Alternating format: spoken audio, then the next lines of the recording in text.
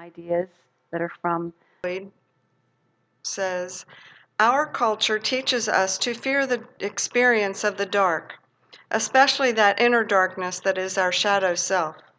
In fact, we have grown so afraid over the years that we have built an imaginary wall between us and the darkness. We have developed rituals, psychologies, religions, and pills to distract us from the darkness. We have focused on the light, seeking to eliminate the darkness, and yet, in the end, the darkness is always there with us. However, if we learn to step through that fear, there is another possibility, another road less traveled. On this road, we learn to accept the darkness, to engage it in dialogue, and to use it as a tool for our spiritual growth. On this road, we learn that darkness is not the enemy of light, but simply the other half of light. We learn that our goal is not light, but wholeness.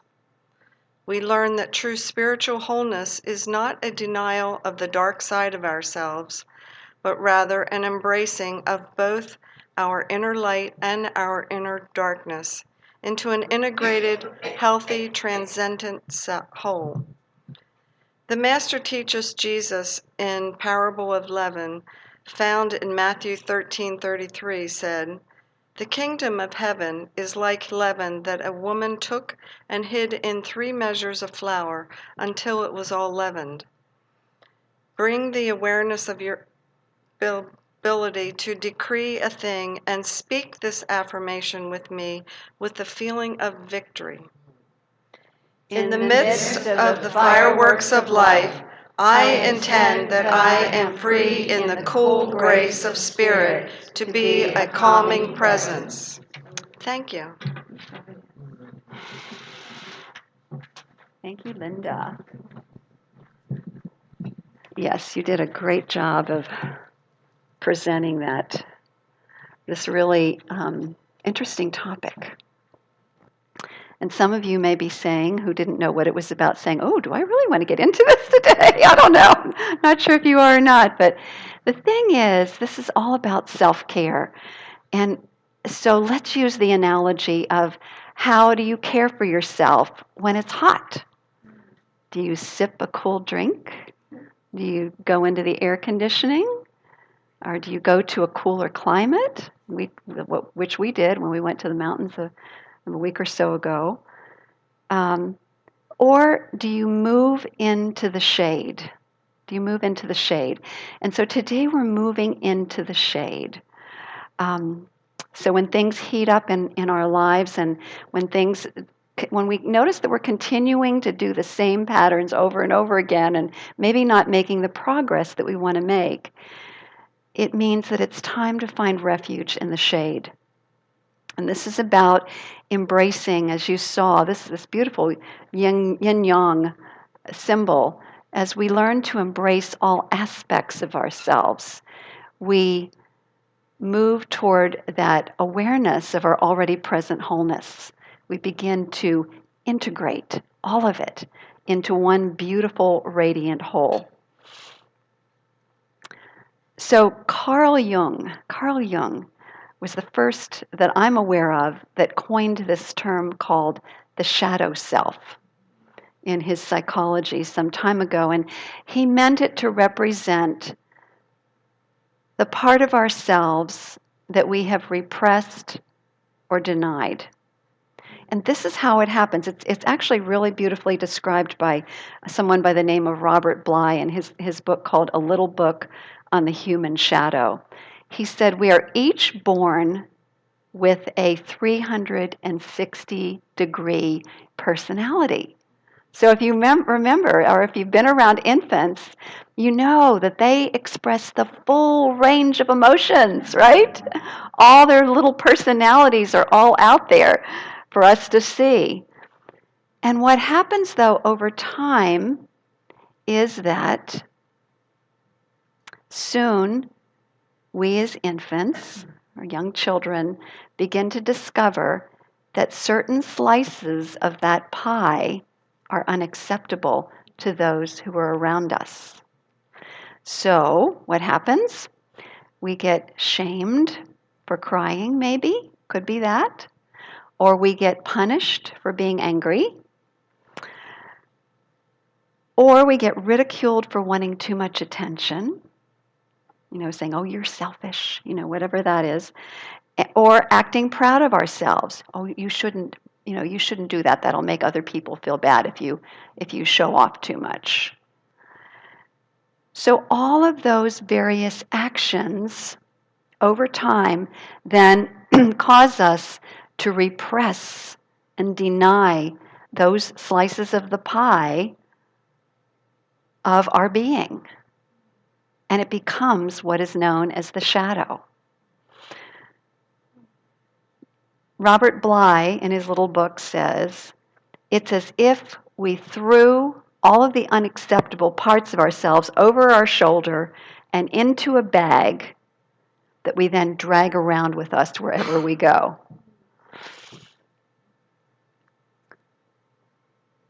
So when our culture teaches us, as that beautiful quote said, that we are to fear the dark and we are to focus only on the light, it does us a great disservice.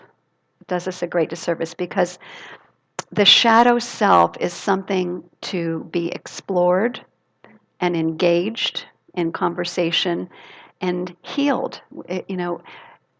I'm reminded when I was preparing for this of how we believe in this teaching that there's either love or a call for love, that any type of behavior that we see in ourselves or other people is an opportunity to bring the healing energy of love. Yes? Yeah. And so when we don't do that, when we don't bring the healing energy of love to our shadow selves, to the times, particularly the times when we lash out, and so on, when we don't practice self-compassion and self-love, what happens is we do something that's called a spiritual bypass, when we just kind of go to the light and ignore the shadow aspects of ourselves. It's called spiritual bypass. There's a course that we teach called Radical Forgiveness that I think delves into this whole thing of the shadow and this idea of spiritual bypass, and shares with us the importance of not only exploring the shadow, but of expressing the emotions. This doesn't mean that we go out and take our emotions out on everybody around us, but it does mean that we find a way to release that energy, that built up anger, frustration, resentment, whatever might be within us, that we express it in a way that's healthy, that we get it out so that we're then able to show up in a higher state. Because we know that that when we get into those states of anger and so on, if we try to engage in a conversation, it shuts down the cerebral cortex. This is a scientific thing. And as a result, we don't think very straight. And then the emotions are totally running the show, and all of the false beliefs of separation and so on along with it. So again, what I love about New Thought is that we talk about wholeness being the consciousness of healing. Wholeness is the consciousness of healing, not just the light. Okay, wholeness. Okay, so another aspect of what happens when we don't deal with the shadow. And okay, I'm gonna digress a little bit. Why is it that we carry the shadow to begin with? Okay, it's not only what happens in our with our families that I expressed before, but it's also a general belief in our culture that there is a punishing God. If there's a belief that there's a punishing God that's going to punish us for our sins, right? Then what happens? What happens is that you think of a little kid when they're caught in a lie. I didn't do it, they did it, That's what happens when we disown our shadow. It gets buried, and we see it. They did it. We see it in everybody around us. We see it in people in our families, our friends. We see it out in the world. That's called projection. When we deny it and when we think of it as bad, we then begin to see it everywhere around us. Now, this doesn't mean that we condone things that harm people. I'm not talking about that at all. What I'm saying is that until we bring that light of love to those aspects of ourselves that we've denied, we spew it out on everybody else by condemnation and judgment and blame, which causes separation and divisiveness. We see that not only in our own personal lives, also there's an explosion. When something appears to be like something in the past to our subconscious mind, we emotionally explode. So there's that. But also played out on the world scene, the shadow of humanity shows up as violence, it shows up as war, it shows up as social injustice, as damage to the climate and the planet. And so until we get a grip on this thing called the shadow, until we begin to engage it in ourselves, until we begin to heal whatever that is within ourselves, it will continue to play out in our lives and on the planet. Does that make sense? Okay, so that's what my intention is to do today, is to really help us shift this consciousness and stay grounded in this, so we stop the judgment, stop the condemnation, and begin to bring the energy of love to ourselves and to everyone around us. Everything is love or a call for love. Everything is love or a call for love. So it helps me to think of my being, all of our beings, as having one foot in spiritual, the world of divine reality, and another foot in humanity. And of course, what we want to do is we want to integrate them both. But in the meantime, it helps to understand that, yes, we are whole, perfect, and complete just as we are. That's the divine reality. And yes, in the human aspect of ourselves, where we see and think about this, and actually Deepak Chopra deals with it in You Are the Universe. We use our five senses.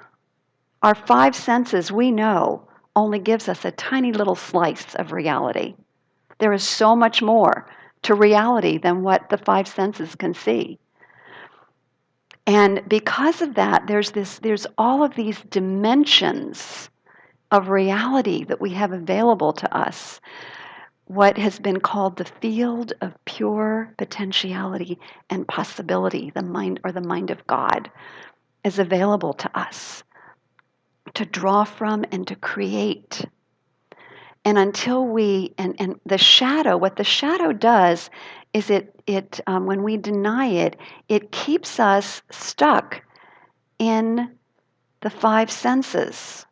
It prevents us from going beyond that to inviting a larger experience of reality and bringing the full power of the presence of God into our lives to co-create heaven on earth. So this wholeness, this idea of wholeness, is actually a way to shine our light more brightly, the big light, to shine that big light of ours more brightly. When we run away from the shadow, it actually dims the light.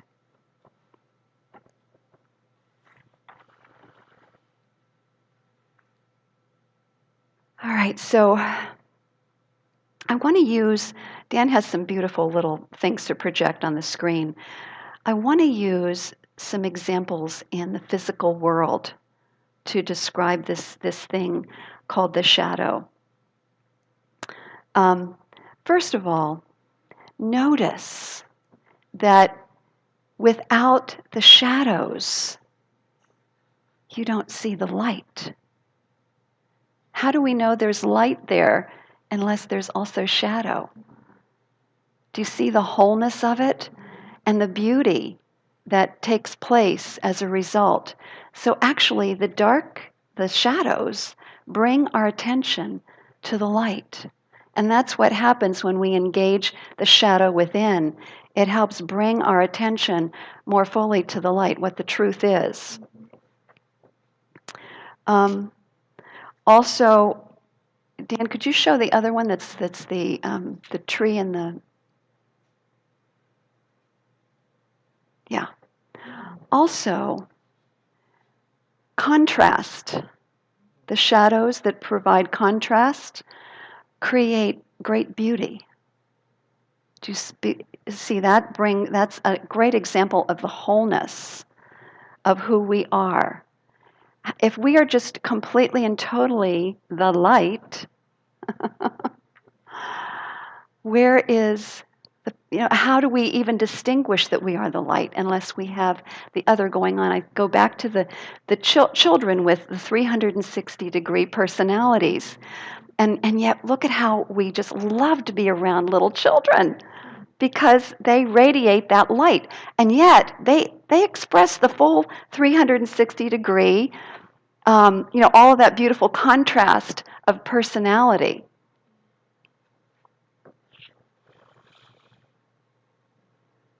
So, beauty, wholeness, love. So, let's talk about some physicality here. I'm going to bring a little bit of science in because this always helps me, so I figure it's going to help other people as well. When we ignore the shadow, and actually all along as we continue to repress it because we think it's bad and so on, it gets stored in a part of our brain, the midbrain, the limbic system, that's called the amygdala. So the amygdala, the midbrain, then, is the place where all of this emotion is stored. And when it gets stored there, it becomes toxic to the body, and it actually gets stored in all of the cells. So what happens then is and I talked about this a little bit before, when something happens in our experience that our subconscious interprets as something like the past when we got in trouble or when whatever it was, there is a tendency of the amygdala to protect ourselves, to explode in emotion. And so then, as I said before, the emotions are running the show instead of our higher wisdom self. So it affects our careers, our health, our relationships, every aspect of our lives. So now with this information that I've shared with you, I'm going to reread that same passage that Linda read. And so listen now with a different set of ears and eyes. Our culture teaches us that to fear the experience of the dark, especially the inner darkness that is our shadow self. In fact, we have grown so afraid over the years that we have built an imaginary wall between us and the darkness. We have developed rituals and psychologies and religions and pills to distract us from the darkness. We have focused on the light, seeking to eliminate the darkness. However, if we learn to step through the fear, there is another possibility. We learn to accept the darkness, to engage it in a dialogue, and use it as a tool for our spiritual growth. We learn that the darkness is not the enemy of the light, but simply the other half of the light. We learn that our goal is not light, but wholeness. When we learn that true spiritual wholeness is not, we learn that true spiritual wholeness is not denial of the dark side of ourselves, but rather an embracing of both our inner light and our inner darkness in an integrated, healthy, and transcendent whole. let's take a look at this parable of the leaven that Jesus used as a way of teaching this idea of a consciousness of wholeness, which is the kingdom of heaven. He didn't just say the leaven is it, did he? And he didn't say the flour is it. He said it's the combining of the two. The leaven or the yeast, does everybody know what leaven is? It's like a yeast. It's or the starter. You could call it the starter dough that has the little organisms in it that help the dough rise and expand. So when you think about it, you bring the leaven and obviously some moisture to the flour, and then over time it expands. Okay? Ernest Holmes said that we can't contract the spirit. What we do is we expand the human. So if you think of the flour as the human aspect of ourselves and the leaven as the spirit aspect of ourselves, when we combine the two, when we bring the light of our spirit selves to the shadow aspects or human aspects of ourselves, it ends up with an expansion of consciousness. So again, when we look at the teachings in the Bible from a state of understanding consciousness, this kingdom of heaven consciousness, what we begin to see then is it's all about how do we get to that place in this human body? It's by bringing the spirit to the shadow self, to the human self, and allowing it to expand as they combine together. And notice it says that it's hidden. The woman hides it in the three measures. How often do we forget who we are and think we're just this human body and that we're here all alone by ourselves and not realize that we are pure spirit, unbounded, unlimited, way beyond this body, way beyond this body. This body is just one part of our eternal journey as spirit beings. So that expansion, that expanded view, is what helps us to be a beneficial presence on the planet. So Brene Brown said in Daring Greatly, "Only when we are brave enough to explore the darkness will we discover the infinite power of the light." So let's do that now. I'm going to share with you an exercise that will help us to embrace the shadow in just like a snippet experience. I invite you to close your eyes, put your feet flat on the floor, and get yourself as comfortable as you can. Do whatever you need to do to just shake loose and turn within. Okay, so I invite you to take a deep inhale and to exhale slowly. And to take another deep breath and exhale slowly again. And to continue the deep breathing as you walk along a path in the woods. So we're walking on a path through the imaginary woods. It's a hot, sunny day, but under the shade of the trees, it's cool. You feel a slight breeze on your skin and smell the scent of the pine and hear the leaves under your feet as you walk. I also invite you to hear the birds singing and see a squirrel run up a tree. Whatever visuals, whatever sounds, whatever sensations take you deeper into that experience, I invite you to do that now as you continue to walk along the path in the woods.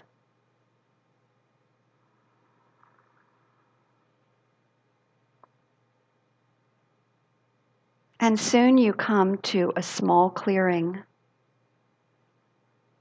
and you see a pretty small house that looks friendly. You knock on the door opens, and a person is standing there.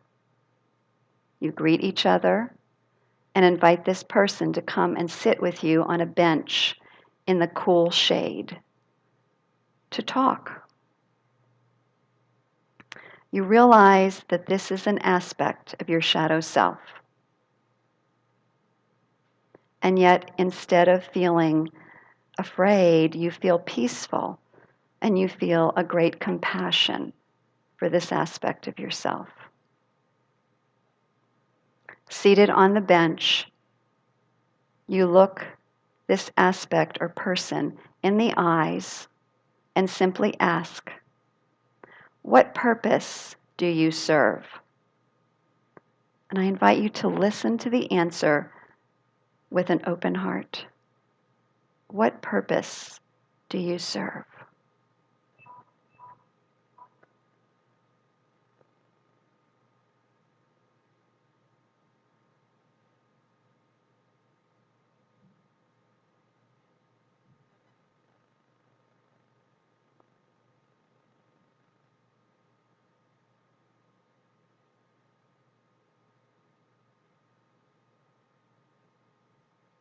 And then you ask the shadow self, "What do you need from me?"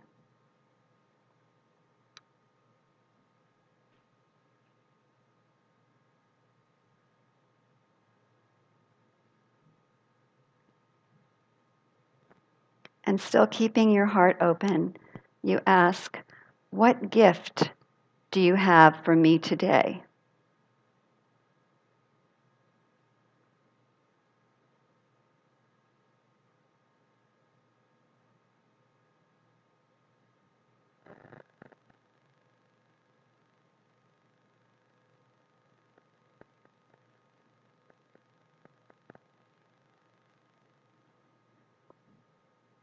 And so take a moment to feel grateful for what you've received. And then one more question that you ask this aspect of yourself. Would you like to come with me? You're inviting that integration process. And so whether the shadow self chooses to come with you or wants to go back to the house, it's okay, it doesn't matter. You now return along the path by walking through the forest, through the shade, noticing the birds, the crunch of the leaves, and the cool breeze, feeling a deep new connection to the absolute, to the spirit, to the light, to the wholeness of who you are, knowing that you have taken one step toward an integrated, healthy, transcended wholeness, ready to shine that big, bright light of who you are in truth. So I invite you just to breathe.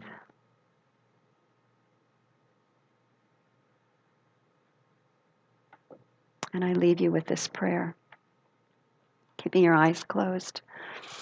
So realizing in this moment, the fullness of all that God is present. That life that I call God is omnipresent, present everywhere in its fullness. Omnipotent, all-powerful, omniscient, all-knowing. This universal divine presence, because it is present everywhere in its fullness, is right here where I am, as that light, love, peace, joy, goodness, purity, innocence, amazingness, gloriousness, magnificence, that it is in truth, right here right where I am. And what's true about me is true about every single person in this room. Everyone, containing all aspects of the divine, all of the light, and realizing that that which is considered the shadow, the denied self, the repressed self, is also brought into the embrace of the light of who we are. As we bring the love of God itself to all of those aspects of ourselves, we show up as a beautiful, transcendent, fully orbed being that was so beautifully demonstrated by the great masters like Jesus and Buddha. We show up as that fully orbed presence. We are more able to stand in the wisdom of the heart, the wisdom of love. As we move throughout our day, we're able to bring that truth and that reality to all people everywhere. We begin to drop the judgment and drop the condemnation, and instead begin to bring the energy of compassion into all aspects of our lives, and also into all of those things that we see happening in the world scene. We bring the light. And we know that that inner work that we have as we engage our shadow, in dialogue as we just had done, is a way in which we accomplish that great work that we are here to do. I'm so grateful. I am so grateful for this knowing. I'm so grateful for the willingness of every single person in this room to show up in a more integrated, transcendent state, knowing that together we shine that great big light of the divine in a more glorious, magnificent way from this moment forward. For this I give my thanks. I release this word into the universal law of mind, knowing the universal law of mind is good and brings forth into manifestation this thing that I call heaven on earth. And so together we affirm the truth of this word by saying, yes, and so it is.